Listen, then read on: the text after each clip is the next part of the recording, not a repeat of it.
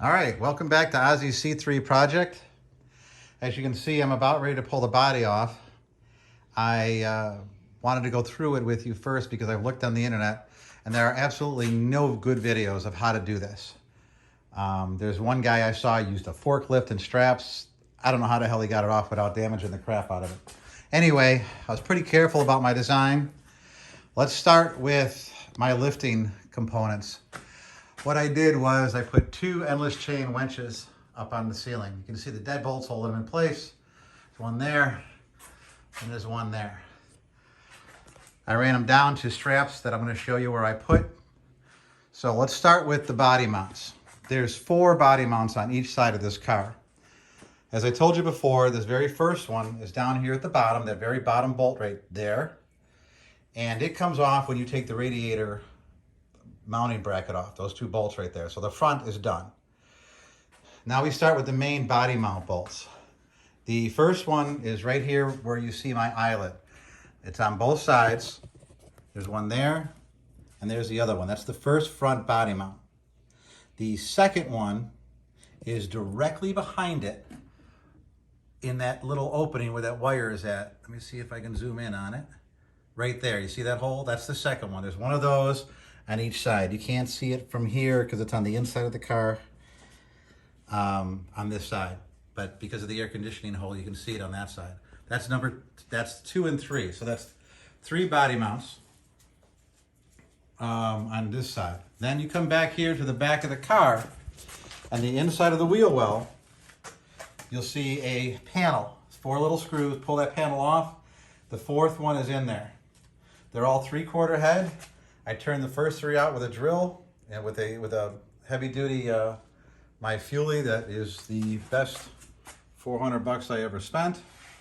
And then the one in the wheel well I pulled out with just a standard ratchet and it came right out.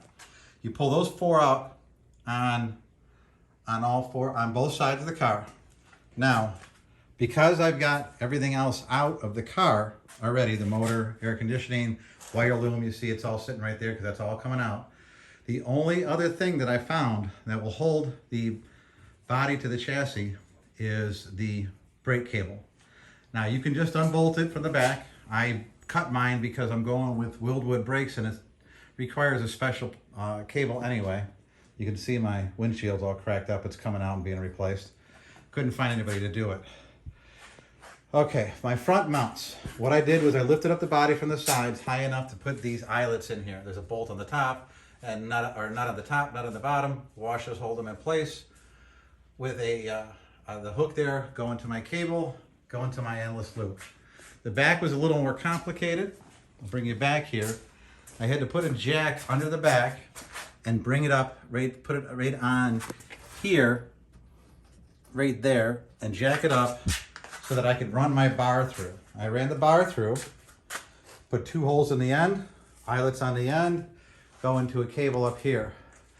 To make sure that it didn't slip off the body as we're lifting, there's 2 drain holes for the back here. I don't know if you can see them through the glass. There's one. I don't want to open the door. They're right there. Yeah, it's focusing on my hand. Right there on each side.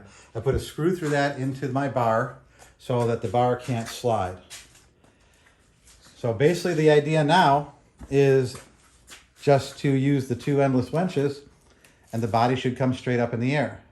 So I am going to hook you onto my tripod as my grandson and I, my helper, he's right there. Say hello, grandson. Hello. Apparently, okay. So I am going to hook you guys up here.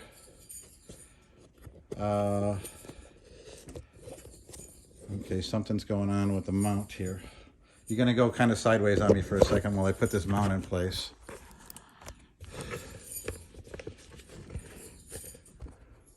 There we go. Okay, sorry about that, guys. Oh, you're facing the wrong way, and I don't know if I can. I gotta turn the camera around. I'm making all sorts of mistakes here with the car and.